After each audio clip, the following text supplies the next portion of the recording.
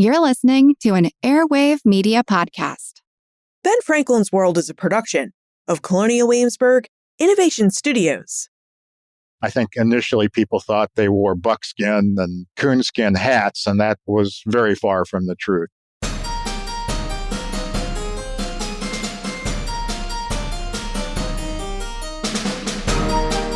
Hello, and welcome to episode 374 of Ben Franklin's World, the podcast dedicated to helping you learn more about how the people and events of our early American past have shaped the present-day world we live in. And I'm your host, Liz Covart. We tend to think of the American Revolution and its war for independence as the process that gave birth to the United States. And the American Revolution was certainly the United States' founding moment, but its war for independence was also the fifth major war for European empire in North America. Now, the four wars that preceded the American Revolutionary War typically saw Great Britain and France fighting over territory in North America. First, there was King William's War, a 9-year war that took place between 1688 and 1672. Queen Anne's War, or the War of Spanish Succession, occurred between 1702 and 1713. Then there was the War of Austrian Succession, or King George's War, that took place between 1744 and 1748. And then there was the 7 Years' War, or French and Indian War, which resulted in warfare that redefined Europe's worldwide colonial landscape in Great Britain's favor. Now, the American Revolution and its war for independence did result in the birth of the United States, but it also played out in a way that allowed Great Britain's European rivals to regain some of the territory they lost during the 7 Years' War. And one place where we can see this dynamic play out very clearly is the American Revolution's Western theater. Stephen Kling Jr. is a practicing attorney and historian who has authored and co-authored several books and articles about the American Revolution in the West. His latest edited collection, The American Revolutionary War in the West, provided the research needed for the St. Charles County Heritage Museum in St. Peters, Missouri, to create a museum exhibit called The American Revolutionary War in the West. Now, during our exploration of the Revolutionary War in the West, Stephen reveals that different European empires who claimed territory and control of the North American West, information about who lived in the early American West and what it was like to live there, and details about the Battle of St. Louis and the attack on Cahokia in May 1780. But first, season's greetings and Happy New Year! The Colonial Williamsburg Innovation Studios team and I wish you and your loved ones the very best of this holiday season, and we wish you and your family a very happy New Year. May 2024 be your best year yet. And with that, let's go meet our expert guide.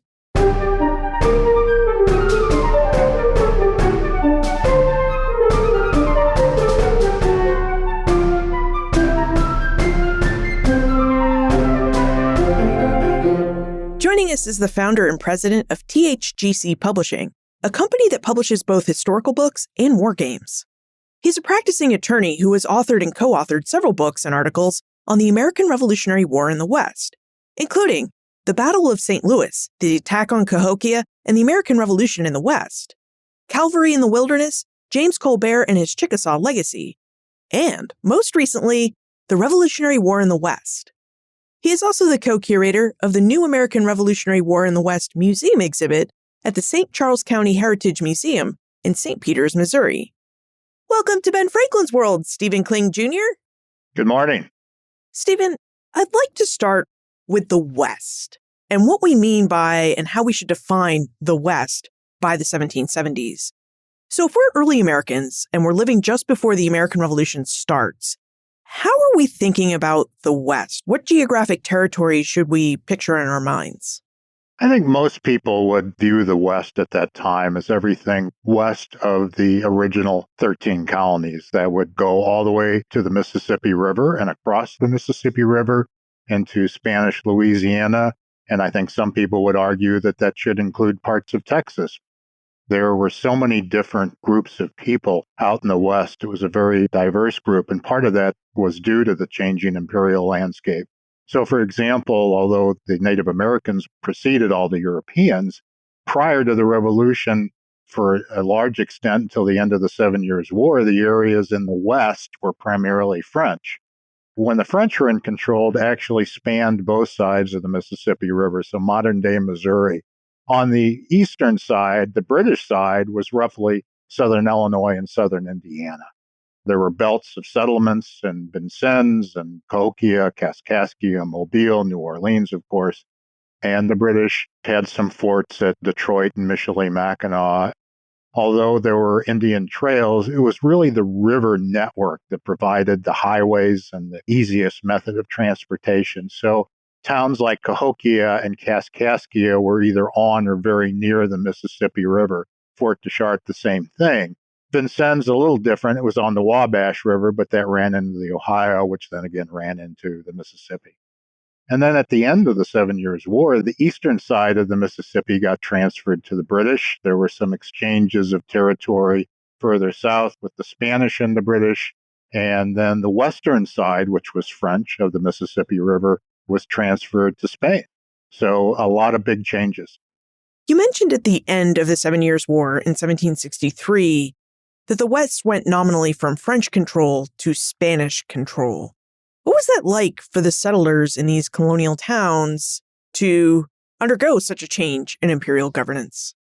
Again, the Mississippi River was the dividing line. The eastern part went to the British, and that actually aided the future Spanish side because some of the French people were Catholic and the British were Protestant. So when they came in, some of them actually moved across the river to the Spanish side, particularly to towns like St. Louis, which were just starting.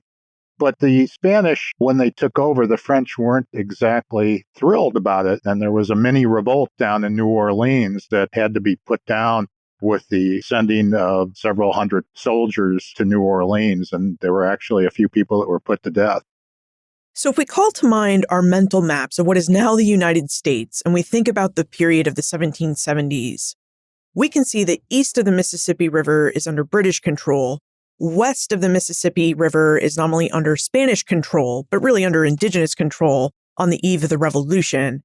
And we're also talking about a period of American history that have just finished a lot of fighting, a 9-year period of war that didn't resolve all these European conflicts about control of the continent. Yes, so the Spanish were, I think, pretty astute in terms of they didn't come in and wholesale change a lot of things. They employed many of the French military men that decided to stay there. You'll see a lot of French names that were lieutenant governors and military officers in a new Spanish regular regiment that was raised in the Louisiana Territory. A lot of the French were still there and were still employed in the government, and that helped the new colony to run smoothly. The British devised a system right after the 7 Years' War for the creation of what they called Indian departments. There was a Northern Indian Department and a Southern Indian Department, and those departments were created to assist on managing trade with the local tribes, but as well as trying to keep them firmly allied with the British cause should there be a future war. Now, when we talk about the start of what would become the American War for Independence, scholars don't actually debate the start. They actually agree that the shot heard round the world, fired at Lexington Green on April 19, 1775, marked the beginning of the military conflict between the revolutionaries and Great Britain. Stephen, when did the Revolutionary War in the West begin? How long of a delay was there between the shots fired in Massachusetts and those fired in the Illinois country and Mississippi River Valley? Really looking at the year 1778. And two things happened at the beginning of 1778. One, that James Willing was commissioned as a captain in the United States Navy to take an expedition down the Ohio and Mississippi River to New Orleans, ostensibly to obtain the neutrality of British West Florida, but it turned out to be a plundering mission and resulted in more British troops being sent to West Florida. And then secondly, George Rogers Clark was authorized to undertake a secret mission down the Ohio River to capture what was called the British Illinois country at the time. Those two developments, with James Willing being commissioned a captain in the U.S. Navy to negotiate a truce with West Florida, and with General George Rogers Clark being commissioned to go out and secretly capture the British Illinois country, that sounds very much like a land grab attempt. Whereas when we think about the American Revolutionary War in the East, we really do talk about how the Revolution, the War for Independence, was a military conflict over power, taxes, and economic issues of trade. Was the Revolutionary War in the West part of these larger revolutionary discussions? Were colonists in the West fighting over the same issues as colonists in the East, or was it really just kind of a defensive or offensive, depending on what side you were on, about land in the West? Some of those things, yes, but I don't think it was quite as broad as that. I mean, more of it was a territorial grab, a control of trade grab, things that were more economically motivated, at least ostensibly. All the good issues about independence and things were somewhat lost, but certainly the efforts out here either aided or detracted from the main events that were going on in the Eastern colonies. Setting aside the fact that a majority of the people who were living in the Western regions we're talking about were indigenous, when it comes to the Euro-American settlement of the West, it seems that many of the settlers out there, especially west of the Mississippi River, were of French descent. Do we know what the French made of the Revolution and these Eastern revolutionaries' attempts to incorporate their lands and territories that they claimed in their Eastern land grab? It was interesting. The French actually fought on both sides. There were French that were fighting for the British, and some of them were officers in the Northern British Indian Department, and interpreters that were instrumental in keeping many of the tribes in the North allied to the British cause. They were also dependent on the British trade goods. But then the local French, Father Pierre Gibault was very instrumental in convincing the local French and the British Illinois country to swear allegiance to the American cause and support the Americans, both in terms of supplies, but also taking part in some of the military campaigns. And what was the British imperial presence or the British military presence in the West by 1778? Were the British even guarding against possible American attacks by men like George Rogers Clark or James Willing? Well, we kind of got to look at it from the North and the South. So in the North, there were British garrisons at Fort Deschartres and Kaskaskia, but most of them had been withdrawn by 1775. So there were local commandants. Some of them were French who were working for the British, but the British regular soldiers were withdrawn except for the forts at Detroit and Michilimackinac and a few other small posts where a few soldiers were scattered. So there weren't any regulars at the time George Rogers Clark came down. And of course, that aided his ability to capture the British Illinois country almost without bloodshed. Further south, it's a little more complicated because the Willing expedition actually triggered the sending of several British regiments to Western Florida, which the Spanish had to take on when they entered the war in 1779.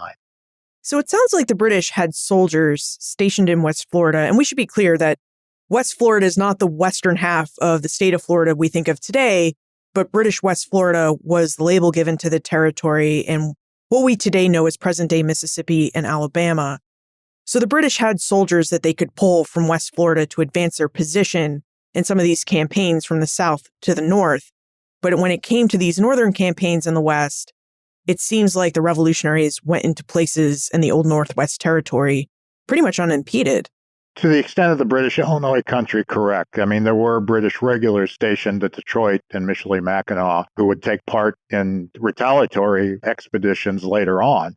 But certainly, yes, when Clark came down, the local French militia were not about to take part on the British side. They, at best, wanted to be neutral, and if not neutral, they were going to take up the American cause because Father Gibault and others encouraged them to do it. We should really talk about the logistics of this Western campaign in the Revolutionary War. When we talk about any war, we talk about troop numbers, we talk about the ability to send reinforcements, we even talk about the ability to supply armies. So when we're talking about this theater in the West, the Illinois and the Ohio countries, how many men are both armies out there fighting with, and how were they reinforced and resupplied from the more significant garrisons in the East? Because they're actually pretty far from the East Coast garrisons. Well, the British in the north were resupplied from Montreal and Quebec through the Great Lakes area. They would reach Michilimackinac and Detroit. And so those were the primary supply debarking areas for the British in the north. In the south, Pensacola and Mobile received supplies from the East Coast or from Jamaica, and then would send them across up the Mississippi River to the forts at Baton Rouge and Natchez, etc. You're talking about in the north, just 100 or so, maybe rising to 200 later in the war, regulars. There were some loyalists. And then there were a large amount of Native Americans who were firmly allied to the British at the start of the war in the West. In the South, it's a little more complicated. Of course, the Spanish were involved, and the Spanish had reorganized colonial defense and had very large militias that were trained for offensive and defensive action, and they were used by the Spanish in the campaigns in the South. But again, we're talking 1,500, 1,000 men, augmented in one case, the Siege of Pensacola, where there were several thousand, but that was highly unusual. In most cases, we were talking about campaigns involving 1,000 men or less. From those low troop numbers, it doesn't really sound like these campaigns in the West were very well supplied or very well manned. I'm not sure I totally agree with that. I think that was the old style beliefs, but I have spent an extensive amount of time going through the quartermaster books of George Rogers Clark, the receipts and vouchers that were sent for supplies from New Orleans up the Mississippi River, not only to Fort Pitt, ultimately on the Ohio, but to St. Louis, where George Rogers Clark mentioned several times of the Continental store at St. Louis, where he could draw down uniform cloth, gunpowder, muskets, hats. I mean, the list goes on. And then you see in the quartermaster records that uniform cloth is always being issued, and special clothing for campaigns of moccasins and leggings were issued. So, yes, supplies, as in all wars, are difficult and took priority based on where the ultimate higher commanders thought they should be. But I think there's been a misunderstanding that the West was unsupplied when in fact it really was supplied for purposes of war pretty well. Are there other misunderstandings about the Revolutionary War in the West that you've uncovered through your research? One of the books that I wrote was Cavalry in the Wilderness, and it was because an expert came up to me and said, there were horses and cavalry in the West? Yes, there were. St. Louis had a militia cavalry company, so did Natchitoches, and so did New Orleans. Those are Spanish, of course, in addition to Spanish regular cavalry. And then on the east side, George Rogers Clark had the use of Rogers Light Dragoons for many years during the war, and they were an active participant in a lot of the campaigns there and were used to have mobile troops to help reinforce the various forts that George had during the war. So that was a misconception. A second one was the lack of uniforms. I think initially people thought they wore buckskin and coonskin hats, and that was very far from the truth. Almost all the units, even the Spanish militia, were uniformed. Fernando de Leiber brought 150 bales of uniform cloth up to him to St. Louis in 1779. So you can begin to see that things were a little different. And if you look at Leiber's personal inventory of items when he died, which is pages and pages of things in the book, you'll see that he had place settings, silver, things that you would not expect. So I think there is still quite a bit to learn about the war in the West. And I think there'll be some more things to uncover as more people research it. We've talked a little bit about the complexity of the politics and the diversity of the people who lived and worked in the West during the Revolutionary War. There were British, there were revolutionaries, there were Spanish, there were some French colonists, and of course, there were also a lot of indigenous peoples. And we haven't yet talked about indigenous peoples who sometimes played vital roles in determining the outcome of Revolutionary War battles and campaigns. So, Stephen, did indigenous peoples take part in any of the battles in the Western theater during the Revolutionary War? The answer is yes, and an emphatic yes. They were actually involved in almost every single battle or skirmish in the West on both sides. Again, to relate back to a question you asked earlier, another thing that I found that was fascinating was that the Kaskaskia actually fought with George Rogers Clark throughout the war on the American side. There were tribes that fought with the Spanish during the war. I actually did a map for the book tracing all of these battles where the Native Americans participated, and it was almost every single one. And speaking of the Spanish, what about the role played by the Spanish?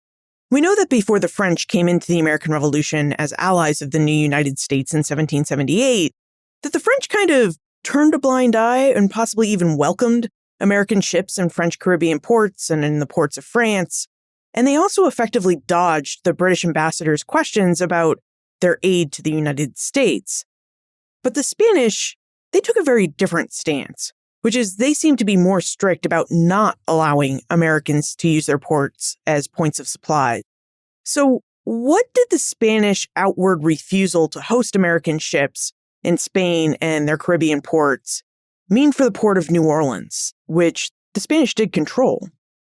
So the Spanish were a little more secretive in terms of it, but nonetheless, they supplied enormous amounts of war material, and most of it came through New Orleans, though some of it was sent to the East Coast. So New Orleans throughout the war shipped supplies up the Mississippi River, generally under Spanish flags, and up the Ohio River as far as Fort Pitt, but after George Rogers Clark conquered the British Illinois country, a lot to St. Louis.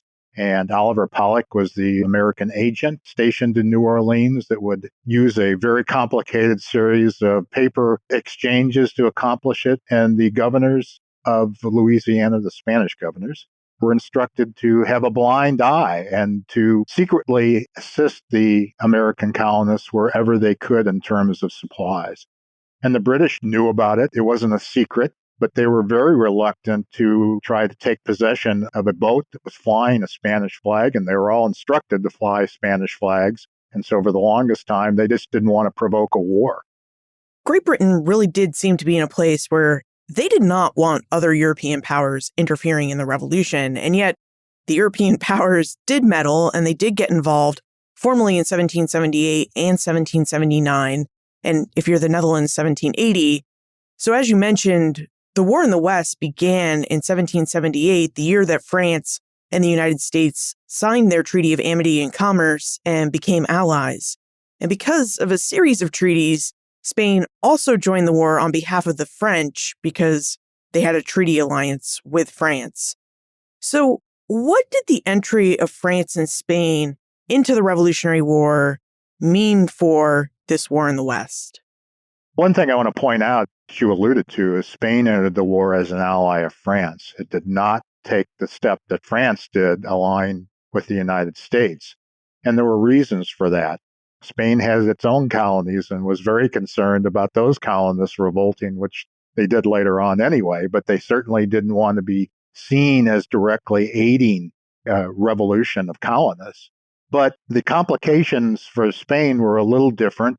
They wanted to recapture territory that they lost from the British and had provisions with their treaty with France. And of course, when it came to peace, this complicated relationship made it very difficult at the peace table to come to an ultimate conclusion, which is why the treaty negotiations took so long.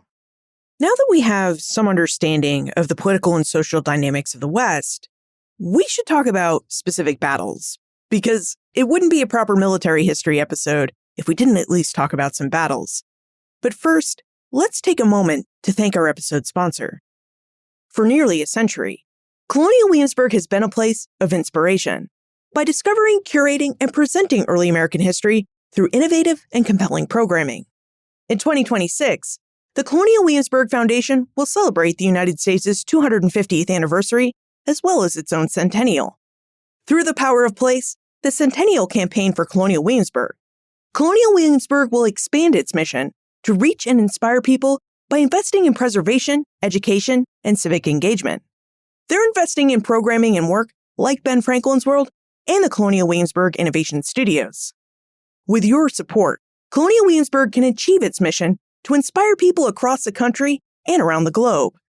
For more information about the Power of Place, the Centennial Campaign for Colonial Williamsburg, and how you can help support programs and initiatives like Ben Franklin's World and the Innovation Studios, visit benfranklinsworld.com/power of place.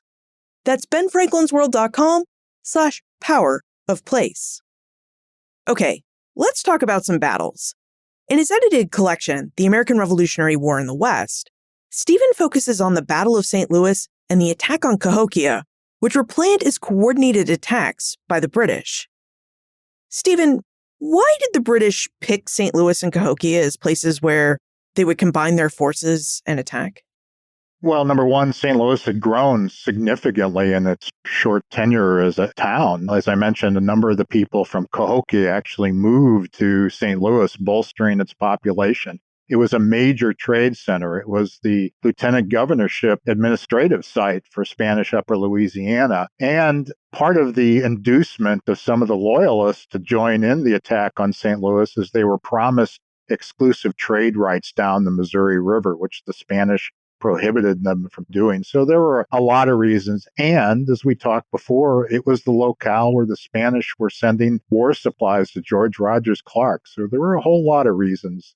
And the French had established Cahokia very early on in the 1700s. It was a fairly prosperous town. It was hurt quite a bit by the establishment of St. Louis. And then when the British took over, some of the more devout religious people moved from Cahokia to St. Louis. It was a relatively easy move. It was right across the river. So it had taken a downturn in terms of economics, but there was still quite a few people there. There was a militia that George Rogers Clark organized and still conducted a fairly active trade. It was not as big as Cahokia and Vincennes. It was a little bit smaller, but it was still a sizable town and still a place that was worth protecting. The intelligence told them that St. Louis was guarded by 20 men and a few old brass cannons. That was true as far as it went, but it totally overlooked the militia that had been organized and trained at St. Louis, which were a major part of the defense when it was attacked. What was the plan for these incursions on St. Louis and Cahokia, this battle and attack? And what were the British goals for this battle? And how did the battle play out when it actually took place on the ground? Once Spain entered the war in June 1779, Lord George Germain sent out a series of letters. Letters were sent to General Campbell at Pensacola in the south and were sent to Governor Haldeman in the north. And the instructions were to, in its simplest form, is to capture the entire Mississippi River Valley, retake the property that George Rogers Clark conquered, and also pick up Spanish Louisiana at the same time. The attack in the south was frustrated by the Spanish preemptive attack up the Mississippi River and capturing all the British forts there. So it didn't happen. But in the north, it did. So Frederick Haldeman sent the instructions to his lieutenant governors at Niagara, Detroit, and Michilimackinac. Niagara was really too far away to really enter into it. But the British governors at Detroit and Michilimackinac did put together plans to put into effect Lord George Germain, what I call grand plan to conquer the Mississippi River Valley. And if you think of the terms of the geography, and I'm not sure Lord George Germain understood the vastness of the geography out here. It was a very ambitious plan. The details were left to the lieutenant commanders, and Patrick Sinclair at Michilimackinac really took the major part in putting together a force of about 1,000 men, which ultimately descended on St. Louis and Cahokia on May 26, 1780. British attack force was organized at Prairie du Chien, which is the closest point on the Mississippi River, is a staging area. It was a popular trading area and a place that the Native Americans were very familiar with. Lieutenant Governor Patrick Sinclair sent out all his British Indian Department interpreters and officers, many of whom were married to significant Native American women who had quite a degree of influence in their tribes, to gather up as many allies as they could. And they were very successful. They ultimately gathered about 900 Native American men at Prairie du Chien, plus 50 or 60 loyalists and traders. And then the British Indian Department officers had to go along because some of the Native American tribes were actually enemies, to try to keep the peace among them. It took a while for the supplies to be put together for that attack to be launched. Interestingly, as sparsely populated as the area was, both St. Louis and Cahokia received numerous warnings that attack was about to happen. In fact, they didn't believe it at first, and a lady named Madame Honoré, who her husband and two sons operated a trading post about 150 miles, she canoed down the river by herself, and she knew Fernando de Leyva and convinced Fernando de Leyva that an attack was really going to happen. And at that point, all the defenses started to be built, and they had 6 weeks to build defenses. Now, the Battle of St. Louis and the attack on Cahokia were supposed to happen simultaneously. Stephen, would you tell us about the British planning for the attack on Cahokia and why it was planned to happen simultaneously with this larger assault on St. Louis? Those of us that live out this way know that they're very close. And in fact, One of the St. Louis reports talks about as the British were retreating from Cahokia, they were firing muskets, and the musket balls would rattle on the roofs of some of the St. Louis homes. That gives you an idea how close they were across the river. So you certainly didn't want to give one warning of the attack where they'd have further time to prepare. At least that was the British thinking. So they divided up their forces. About 750 men attacked St. Louis. The other 250 attacked Cahokia. Again, their intelligence had told them that Cahokia had no defenses. And of course, at the time, that was true. And there were very few of George Rogers Clark's soldiers there. But as they had 6 weeks warning, by the time the attack happened, there were almost 200 of George Rogers Clark's soldiers there, plus the Kaskaskia aiding them and the local militia. They were very well prepared by the time the attack happened. At Cahokia, from what we can tell from the records that survived, it doesn't look like the attack, and I call it an attack because it was smaller in scope and certainly didn't last as long, was broken off fairly quickly after the British, much to their surprise, realized how well defended Cahokia was. St. Louis was a different story. I mean, that battle went on for a couple hours. Patrick Sinclair said, and I think pretty accurately, St. Louis will be harder to hold later than it will be to conquer. And he did fail at conquering it, too. In fact, some rather embarrassing letters were written by Patrick Sinclair trying to explain why the attack failed. They had actually ships waiting near Chicago, expecting to pick up all this plunder and prisoners and other things. That didn't end the idea of St. Louis coming under British control. The British actually planned to come back the next year. Now, what other attacks and actions took place that we should know about? It sounds like the Battle of St. Louis and the attack on Cahokia are perhaps the most famous military engagements and actions in the West, but there must have been other important actions and military engagements that we should know about. I'm going to try to answer this succinctly because I think, much to the surprise of some of your listeners, there was a lot of action that happened.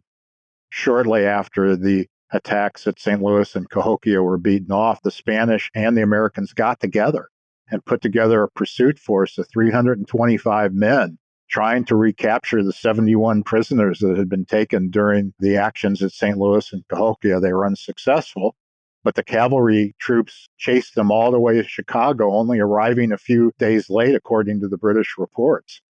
The other infantrymen went up from Peoria up the old Indian trails to Sackinock, which was the main village of the Sac and Fox, who participated in the British attack and burned it to the ground. That was the end of that expedition. But then, as I mentioned, the British planned to come back in 1781 and were stockpiling supplies at British Fort St. Joseph on the south of Lake Michigan. And in the dead of winter, a number of Spanish militia, aided by Western Potawatomi, marched up the Illinois River, captured all the supplies, destroyed the fort, and brought back British prisoners and the British garrison flag. Then you go to, we talked about the greater plan that was put together in connection with the attack on St. Louis. There was an expedition from Detroit that included British regulars, what I call the Byrd expedition, because it was led by Henry Byrd. And they were supposed to take Louisville, a town that had been established by Clark's men, and settlers were there. They got distracted because their Native American allies wanted to attack a few forts first, which were easier pickings at Ruddle Station and Martin Station, which they did successfully. But when they heard Clark was on the way, they retreated, so the Louisville attack really never happened. And I'm just talking about things in the north. You go down a little bit farther south, the Spanish had a fort at Arkansas Post. That was attacked in 1783 by British loyalists and allied Chickasaw. So there was a lot going on. There was a rebellion at Natchez of the British loyalists. I mean, you can go on for quite a while. It didn't stay silent after Yorktown like a lot of things did in the East. And what about the military tactics used in the West?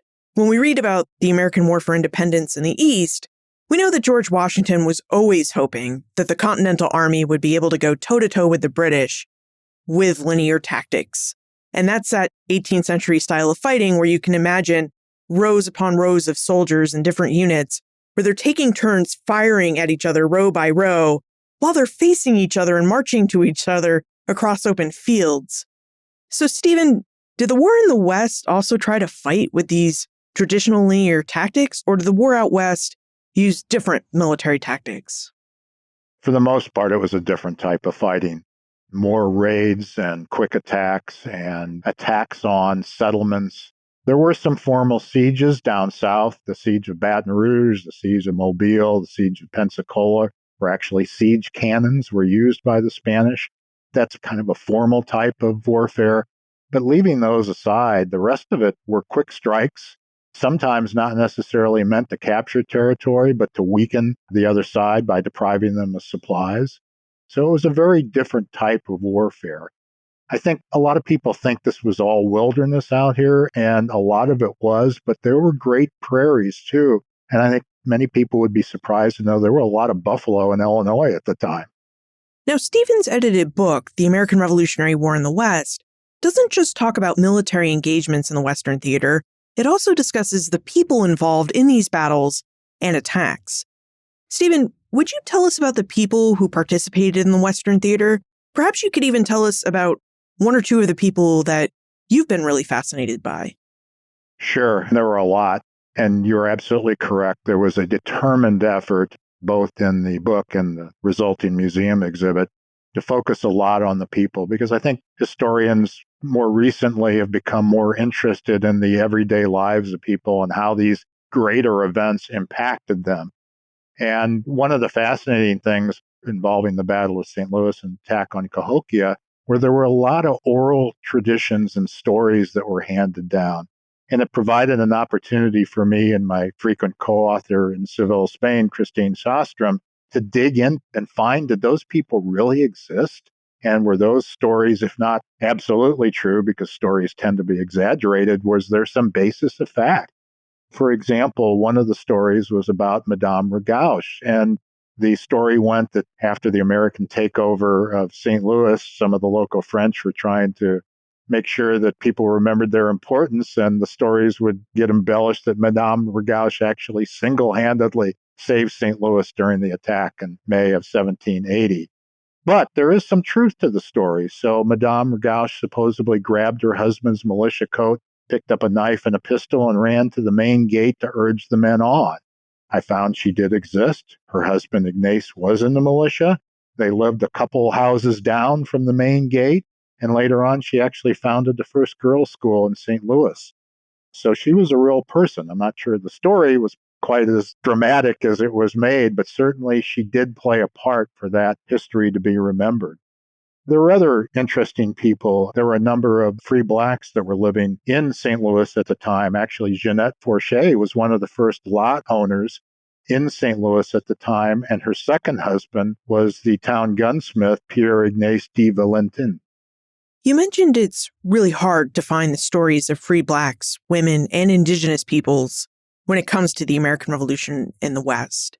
And you just told us that you were able to use oral histories and tried to trace those stories back into the historical record. So I wonder if you would tell us a little bit about how you were able to get at the truth or the kernels of truth within some of these oral stories so that you could tell a more complete history of the American Revolution in the West. In some cases, it was hard. And of course, as you well know, the stories about some of the African Americans and Native Americans are missing because they just were not recorded, unfortunately. But one of the things that I found fascinating in Galvez's campaign was that he specifically asked for tirailleurs ou chasseurs to be sent by his local commandants. And I had to look around for what that meant. And what it meant was the free and enslaved black sharpshooters. And there were 65 of them that accompanied Galvez on his campaigns and were noted for how valuable they were. But again, you got to dig to find that sort of thing. And it doesn't get mentioned in many of the histories. Things like a number of free blacks that were at St. Louis at the time. We don't know for sure exactly how many there were. I think the best estimates that there were 31. And we believe that some of them were in the militia. Certainly some of them were armed during the attack, and some of them were traitors. Part of the difficulty is they used French names, so you couldn't always tell. And then the French, when they would prepare militia lists, would convert the names from French to Spanish, so making the research doubly difficult in some cases. We felt it important to tell some of these lesser-known stories and some that we could certainly verify. And there are records there. They're just usually sidebars and things for example, Caesar, who was a slave of one of George Rogers Clark's men, but we found out he was responsible for repairing a number of George Rogers Clark's forts. But you really got to dig to find that. Earlier, we discussed how one of the misconceptions about the Revolutionary War in the West is how poorly supplied the troops were. But as we just discussed, they weren't poorly supplied. What about civilians and their access to supplies? When we think about the War for Independence in the East, we can imagine Abigail Adams writing to John, who's in France, and saying, "Send the pins, send the lace. I can get a lot of money for those items." So civilians in the East often lacked supplies because of the British naval blockade of their ports. So I wonder, what was supply like on the civilian side in the West? Did Western civilians also find themselves feeling the deprivations of war? Like in the East, to some extent, it depended on your wealth. If you could afford it, things were available in the West. And we were lucky that the French had a system of inventorying all of your property when you died. So there are lots of these lists. Madeleine LePage at St. Louis could be described as a fashionista because she had so many clothes, many of them brought over from France. There were place settings, there were silver, again, mostly for the more well-to-do people, but things like muskets, and they were very inexpensive, especially Spanish, like escopeta muskets that were sturdy. They weren't the most accurate thing, but you could get them fairly cheaply. And if you look at these inventories, you come away surprised by the number of things that they had. Of course, we don't have inventories of everyone. And I don't expect some of the poorer people live that way. But like things here today, if you could afford it, you could probably get it. And there was lace. There were special ribbons that were sent to be used for the Indian peace medals that were given to the Native American chiefs and sub-chiefs, which usually signified their allegiance. I mean, there were a lot of things that you wouldn't expect. And the British the same way. The lists of things that they gave as what they called presents, but they were basically to help keep the Native Americans firmly allied to their cause, talk in terms of things like needles and thread, eyeglasses, mirrors, things that you wouldn't expect that people were dependent on out here. A little bit ago, you said that the fighting didn't stop in the West with the siege of Yorktown in October 1781. And that's the time, as after Yorktown, that a lot of the military engagements in the East end. So given that the war in the West started in 1778, when did the war in the West end, if not with Yorktown? No, it went on even past the preliminary treaty.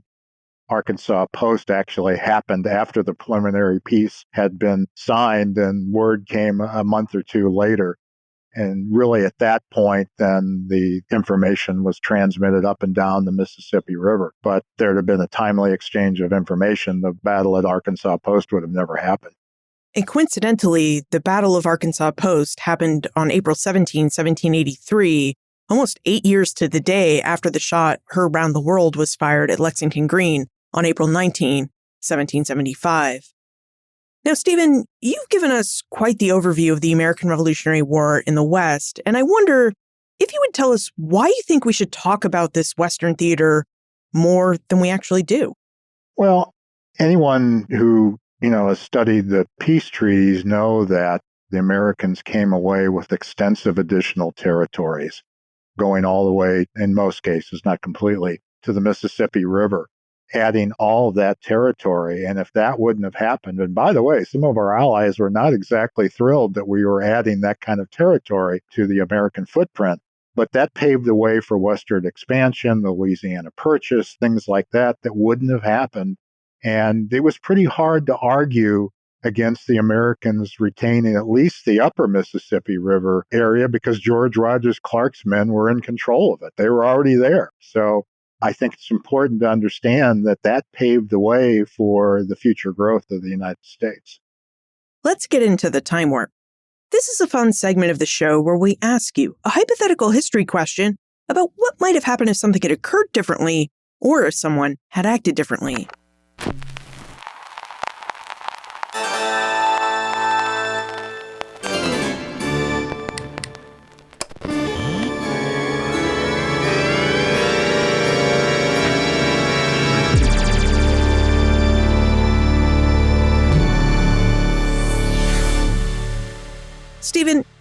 opinion, what might have happened if the British had taken proper precautions to protect its claimed Western territories after 1763 with the end of the 7 Years' War? How do you think the American Revolution and its war might have turned out differently? Of course, questions like that are always speculative, so I'll provide my speculation. And I actually touched on some of this in a segment in the first book I wrote about the Battle of St. Louis. My thinking is that the forces that were in play likely would have resulted in a counterattack unless the British had sent substantial forces, because it was just too hard to garrison the Mississippi River. Even if they'd been successful at St. Louis, I think St. Louis probably ultimately would have been retaken. And the local French, they heard about France entering the war, and some of them were actually hopeful that they would end up French at the end of the war. So there were a lot of factors at play that I think would tend to say that the British may have had difficulty at least keeping control of all of the West. But had they been successful to do so, back to the prior question, I think it would have been very difficult for the Americans to have obtained that territory at the end of the war. And again, that might have frustrated the ability of Western expansion later on in America's history. Not many historians can say that their edited collections have served as the basis for a museum exhibit. But Stephen, your edited collection, The American Revolutionary War in the West, has served as the basis for a museum exhibit at the St. Charles County Heritage Museum in St. Peters, Missouri. Would you tell us about this exhibit and what it was like for you and the museum's curators to turn your book into an exhibit? When the book was formulated, it was written with an eye that it would form the basis of an extensive museum exhibit. Professor Karstens, Christine Shostrom, and I, and several others had talked about that and knew about things that we would like to include. So there were two really guiding factors. One, we wanted to write the book almost exclusively from original sources, which we did. A lot of the Spanish and Virginia archives and things were used to write the book. But secondly, we wanted to do it in a way that it could be a blueprint for the museum exhibit. And fortunately, that's exactly what happened. I found a great partner in the county of St. Charles, and they embraced the whole concept. The timing was good. They were looking for a new museum exhibit for their heritage museum. So about a year and a half later, the museum exhibit opened. And if you go to it, it's an extensive exhibit. It has 42 uniformed and costume mannequins, over 100 period artifacts, mostly weapons, but gorgets and Indian peace medals, and then a number of copies of documents that the Spanish archives graciously allowed us to reproduce in the exhibit, a number of original paintings that were commissioned for the exhibit, and it literally follows the chapters in the book almost verbatim. So it allowed almost all of the authors to directly participate in the exhibit, which was also fun. And many of them, like Professor Karsten, let items from his digs at Fort Jefferson. Those are on display. Christine Shostrom had a relative who had some spoons that were involved. Those are on display. The group at St. Charles County was fabulous. The curators there were very helpful. It was a mad rush of a month and a half to set it all up. It's, I think, a rather unique exhibit. And how can we best plan our trips to the St. Charles County Heritage Museum to see the American Revolution in the West exhibit? And is this exhibit just something that exists at the Heritage Museum, or is this something we can also visit online? There's very little online at this point. There are some videos. There was a video done by HEC Media right before the opening of the exhibit where you see some of the items that are exhibited there, and that's a helpful tool. But as far as a virtual tour, there is not one. The museum is open Wednesday through Sunday, usually from 10 to 5 and 12 to 5 on Sunday. For sure, it will be there at least another year, probably two, and they can arrange for tours. You can go through the museum by yourself. There's audio touch screens for people that prefer to get their information that way. There's text panels. If you only have a casual interest, you could walk through in 30 and 45 minutes. If you have a detailed interest, we've had people there for 4 hours or more. And where is the best place to look for more information about you, your work, and how we can pose our questions to you? I have a website, www.thgcpublishing.com, and there's a link for email that can be sent to me. Stephen Kling Jr., Thank you for taking us through the American Revolution in the West. You're welcome. The American Revolution in the West wasn't just a fight between British redcoats and Continental soldiers. It was a fight between empires. From its very beginning, the Western theater included the participation of Spanish soldiers, African American sharpshooters, French soldiers, English settlers, French settlers, Spanish settlers, and indigenous warriors. It was also a theater of war that played an essential part in the future growth of the United States. As Stephen relayed, the military success of the American Revolutionary Forces and their allies allowed the United States' peace commissioners to demand large Western land cessions from Great Britain. It also allowed the United States' European allies to reclaim parts of the territories that they had lost to Great Britain during the 7 Years' War. Now, these territory cessions by Great Britain not only changed the map of white colonial control in North America, but it also laid the groundwork for the United States' Western expansion, a process of Western movement by Americans that began not long after the signing and ratification of the Treaty of Paris in 1783. Additionally, the Revolutionary War's Western theater also helped bring an end to the United States' quest for independence. The opening of the Western theater in 1778 coincided with the arrival of French and Spanish military aid to the revolutionaries. With the French and Spanish armies and navies involved in the fight, the United States' war for independence expanded beyond the eastern seaboard of mainland North America. Instead of just fighting along the eastern seaboard and as far west as western New York and Pennsylvania, the war expanded to include the Old Northwest Territory, with its Great Lakes region, Ohio River Valley, and Illinois country, East and West Florida, which saw fighting in the present-day states of Florida, Alabama, Mississippi, and Louisiana, and many islands in the Caribbean, Gibraltar, and as far east as India. The Revolutionary War in the West helped turn what was once a limited continental theater into a larger global theater of war, which Great Britain had to man and fight on many different fronts. And it's because of this global theater and Great Britain's calculations as to which of its colonies had to be protected at all costs that pushed the British Empire to sue for peace, a peace that recognized the United States' independence as a new nation. For more information about Stephen, his books and museum exhibit, plus notes, links, and a transcript for everything we talked about today, check out the show notes page, benfranklinsworld.com/374. Remember that friends tell friends about their favorite podcasts, so please be a good friend and tell your friends about Ben Franklin's World. Production assistance for this podcast comes from my colleagues at Colonial Williamsburg Innovation Studios, Joseph Edelman, Katie Schinnebeck, Ashley Bachnight-Claybrooks, and Ian Tonat. Breakmaster Cylinder composed our custom theme music. This podcast is part of the Airwave Media Podcast Network. To discover and listen to their other podcasts, visit airwavemedia.com. Finally, what other theaters of the Revolutionary War would you like to know about? I love suggestions for future episode topics, so please tell me. Liz@benfranklinsworld.com. Ben Franklin's World is a production of Colonial Williamsburg Innovation Studios.